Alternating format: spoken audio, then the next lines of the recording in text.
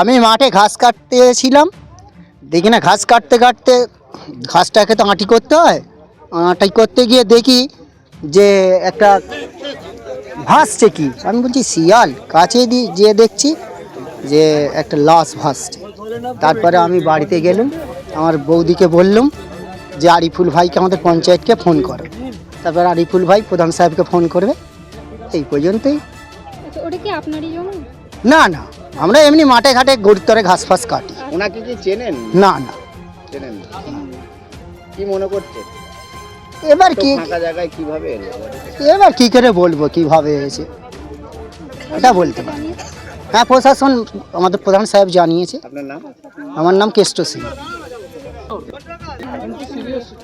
আমি তো ছিলাম, একটা হঠাৎ করে এইখান থেকে নেতৃত্ব একটা ফোন করলো যে এরকম এরকম ব্যাপার, খবরটা এবার লাও, একটা লাশ পড়ে আছে, বডি পড়ে আছে। তারপরে আমি প্রধান সাহেবকে ফোন করিনি, আমি আগে দেখি, যাচাই করি। তারপর যাচাই করে এসে দেখলাম যে একটা বডি উলঙ্গ অবস্থায় পড়ে আছে। এইখানে এই মাটির বীজকারে জলের মধ্যে বডিটা এলো কোথা থেকে, কি মনে করছে? এটা তো এখন তো আমার কিছু বলা আমার দ্বারা সম্ভব নয়। কি মনে হচ্ছে মেরে ফেলে দিয়েছে? না না, সেরকম তো মেরে ফেললে তো নিশানা থাকতো, সেরকম তো কিছুই নিশানা নাই। এখানে এলে কিন্তু বডি প্রশাসনকে ফোন করা হয়েছে, প্রশাসন আসছে, আসার পরে দেখা যাবে। ছেলে কি মেয়ে কিছু বলতে পারবেন? সম্ভবত লেডিস।